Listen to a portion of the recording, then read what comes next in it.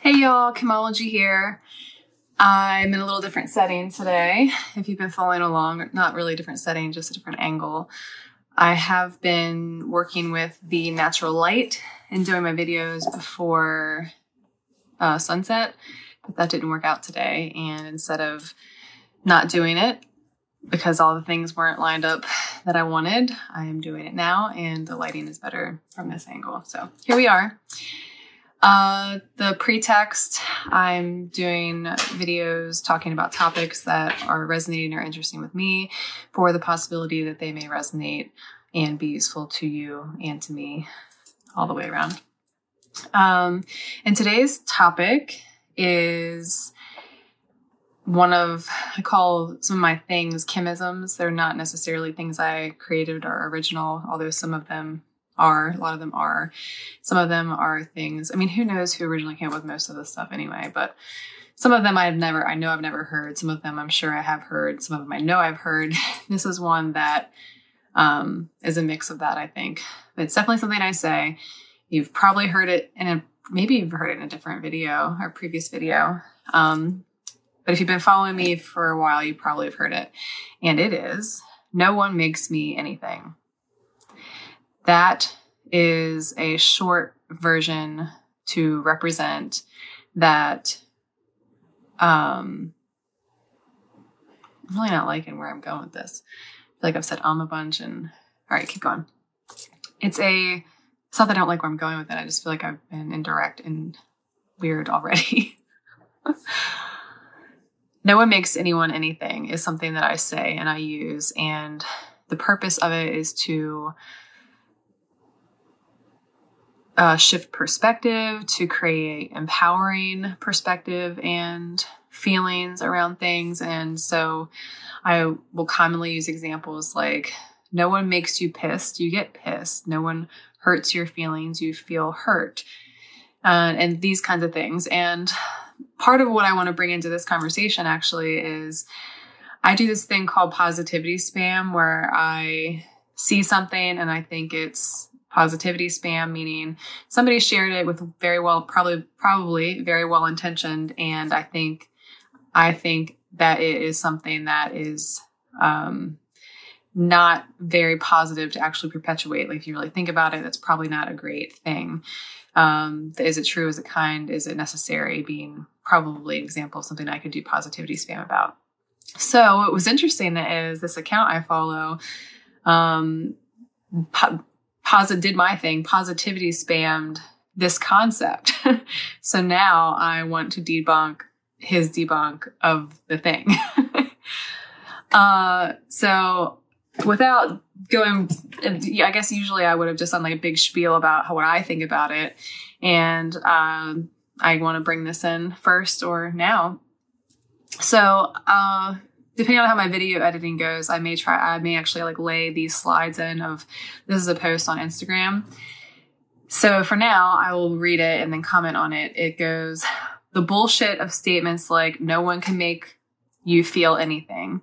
So that got my attention real fast because I use that. I use that a lot. And I think it's a very empowering framework to use. And this person goes on to say, from time to time, I see influencers promoting self-love nonsense and reinforcing that we have to do relational pain and emotional upset by ourselves alone. So I'm going to go ahead and pick this apart. Why is it influencers? Why can't we just be people? I mean, sure, influencers too, but why can't we just be people having thoughts and sharing them on the internet? Why is it only influencers that are promoting this self-love nonsense? And why do you get to say it's nonsense? I will go ahead and interject that this person is a relationship coach. And so he's coming from that kind of framework. So the next slide is, here's one example of how this type of post can be actually hurt people and create self-blame. This is exactly the kind of post that is misinformed and lacks a clear understanding of trauma psychology and how the human brain and nervous system work. Check it out. So he's highlighting a post that an influencer has put up, and she has said, nobody can make you feel anything. They are annoying. You're annoyed. like what I said earlier, like this is how I would use it. They didn't make you angry. You have anger. Blaming gives all your power away. Taking responsibility gives you the power to shift and change. He goes on to say, I get the intent of posts like this. She's trying to help us not be victims, but I agree with only one sentence, which is the last one. Taking responsibility helps you shift and change things. Again, can't read, change things. The rest displays ignorance. For example, if no one can make me feel anything, I get to be a belligerent asshole because it doesn't impact anyone. Sweet. I can be a complete sociopath because empowered or spiritual people are not affected by my hurtful behavior. Well, first of all, I love to challenge things in extremes, and I appreciate that he's doing this here. Goes on to say, what if I kick you in the nuts? What then? What if I punch her in the face? Or what if I scream at her? Or what if I burn down her house? Or what if she was a little girl and I was her father? What if I forgot to pick her up from school because I was drinking at work and forgot about my daughter? What then? I didn't make my daughter feel hurt, sad, and alone. That's on her. Love the extreme examples. And I would still say that this holds up. And the last slide says, New Age influencers, please stop this bypassing nonsense. Please understand trauma psychology and how the nervous system works by working with humans for decades. Now, I'm going to go ahead and say what I think, and I might end up coming off as ignorant or underinformed, or because I don't have a degree in something, I'm wrong. Whatever. The idea that a human can't have a thought that is correct or accurate because it doesn't fit into some psychology class that you took that thinks that everything has to do with trauma, or just no. I mean, I guess I haven't attempted to articulate something like this before. And the fundamental thought for me is, this came up for me in another comment on a different topic I've already done. Someone said it was about the needs and wants. They say they actually teach that in sociology. And my immediate response was, I don't give a shit if they teach it in sociology. I can still ask the question, what is a need and what is a want? And whatever is in the sociology book doesn't make it true or accurate. We're still humans. We still are interpretive, perspectivizing beings. And it's not all or nothing in this stuff, or anything, many things. I mean, think about this, or let's use this example. However many years ago, we thought the world was flat. Somebody thought maybe it's round, and that became a thing. One year, butter was bad for you. The next year, butter was good for you. One year, therapists were, not one year, but a year, therapists were thinking they were having breakthroughs by helping people recall trauma, and it ended up being figured out, I don't know how, that trauma was being invented. These people didn't actually have these experiences. So to be someone like this who says, please understand how trauma psychology works and how the nervous system works, and stop pushing your weird, well-intended bullshit influencers, is just gross. I mean, I do appreciate what he's trying to do, what he's doing. I do a very similar thing, and I just suppose I don't like this one because I do this. I will highlight what I saw somewhere, and I will share why I think it's bad, and that is exactly what he is doing. And it just happened to be like a reverse flip on my thing. Like, it's like my positivity spam thing, and then it's actually calling out a thing that I think is helpful. So let's wrap this up by talking about why I think it still holds up. So even in his extreme examples, oh no, I lost it. Stay with me. The extreme example of,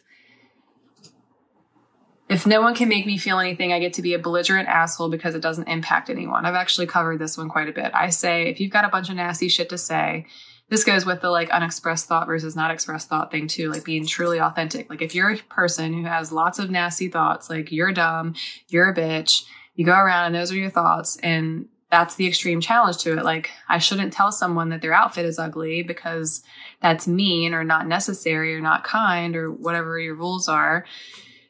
But I would argue that if you go around saying that stuff enough, I think your thoughts would change.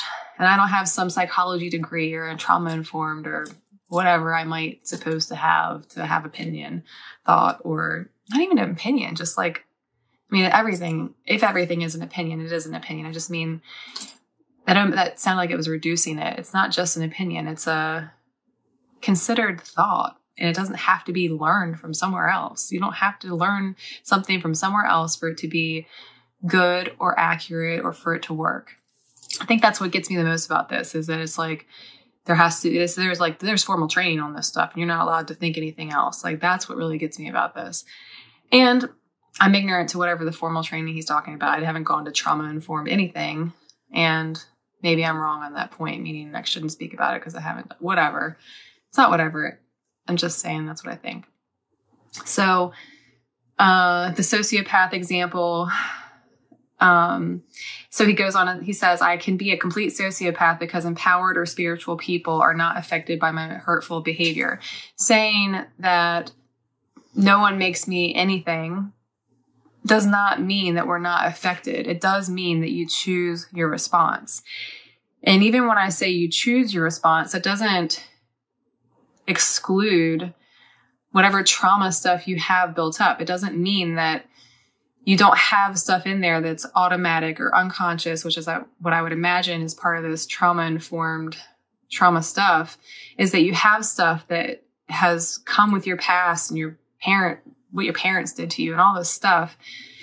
That doesn't mean that stuff's not there or acknowledged or real or affecting you. It does mean that you always have a choice to choose a different meaning, to change your perspective. It doesn't mean it might not be hard. It doesn't mean that you might not see it.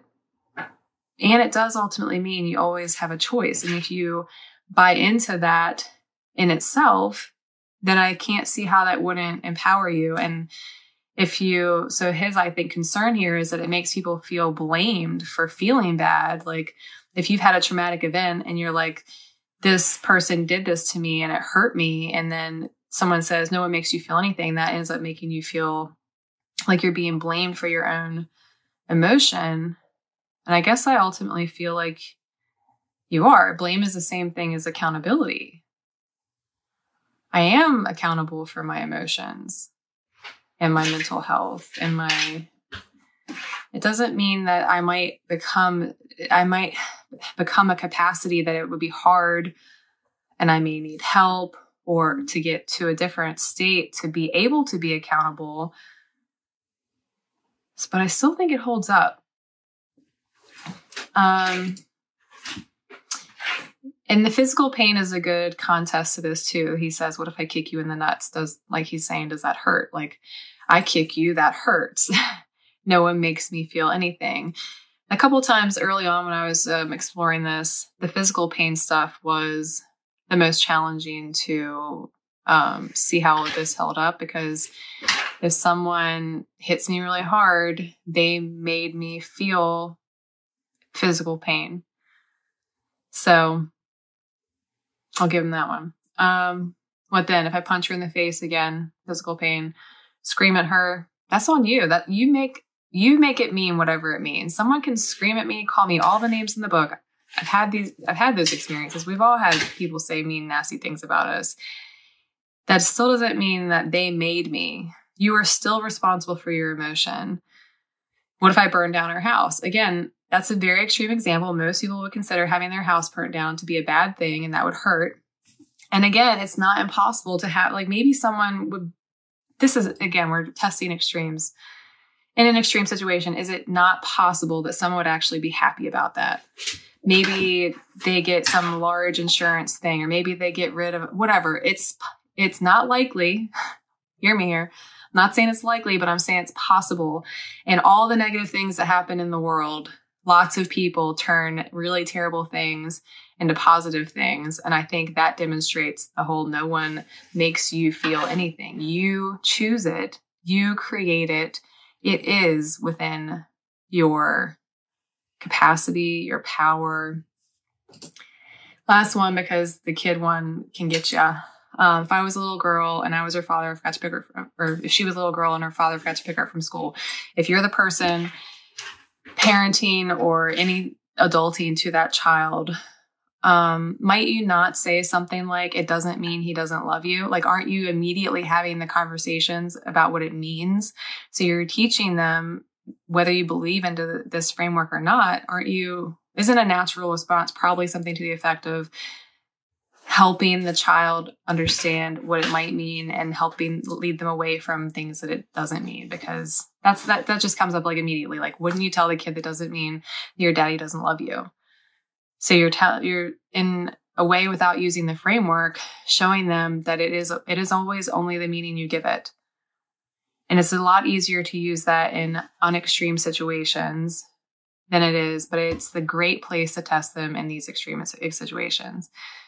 So what then? I didn't make my daughter feel hurt, sad, and alone. No, you didn't. I mean, yes, it's an adult child thing, and that's another extreme or special place to use it. And I do think it's on her, meaning it's on her, but it's hopefully she has adults or older people around who can help her with the, like, it doesn't mean he doesn't love you stuff. And again, with the influencers thing, I mean, I'm really picking on this one post, but it gave me a lot of material to break down build up, share, expose, consider my thought process. New age influencers, like, it's not just a person being an influencer. It's just a person studying themselves. Like, I'm not an influencer. I'm not a new age influencer. I'm just a human who likes to think about things, who has done my work to figure things out that work for me. And this does work. I feel like I'm probably going to get reamed for this one. All right, Duder's calling. I got to go. If you had a thought, leave it. Question, leave it. I like those too. Standouts, anything. I would appreciate any and all engagement. Thanks. Ciao for now.